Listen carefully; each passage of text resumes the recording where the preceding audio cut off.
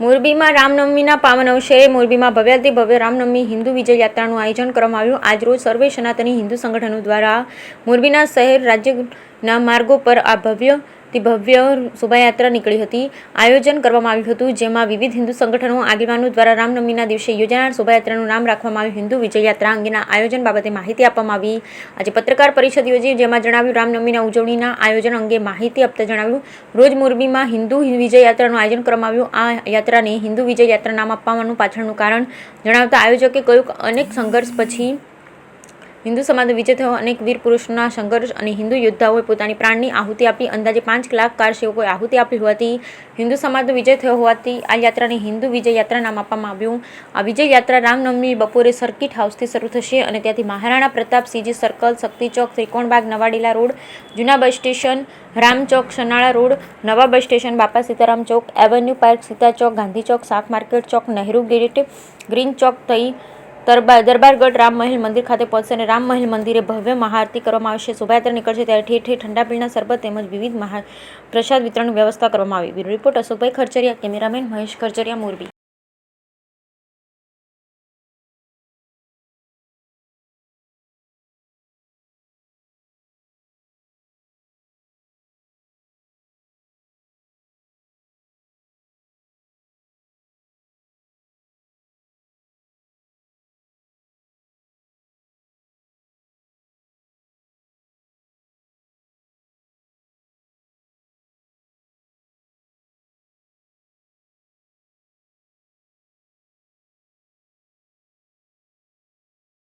મોરબી સર્વે હિન્દુ સનાતન સંગઠન દ્વારા આ શોભાયાત્રાને હિન્દુ વિજય યાત્રા તરીકે કાઢવામાં આવી છે। અત્યારે સર્કિટ હાઉસથી શોભાયાત્રા પ્રસ્થાન થઈ છે અને જેમ જેમ આગળ વધશે એમ હિન્દુ સમાજ એકત્રિત થઈને આ શોભાયાત્રામાં જોડાશે અને આ શોભાયાત્રાને ભવ્ય અને દિવ્ય રીતે હિન્દુ સમાજ એક થઈને ઉજવશે અને રામમય મોરબી બને એવી સર્વે હિન્દુ સમાજને મારી નમ્ર વિનંતી છે। જે અમારો સંકલ્પ હતો એ શોભાયાત્રાને હિન્દુ સમાજે ઉપાડીને આ શોભાયાત્રાને ભવ્ય અને દિવ્ય બનાવવાનું આયોજન કર્યું છે।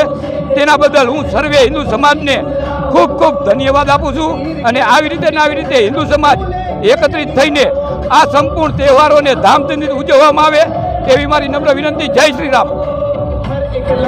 જય શ્રી રામ। મારું નામ આરતી ઠાકરસરિયા, મોરબી જિલ્લા દુર્ગાબાઈની સંયોજિકા।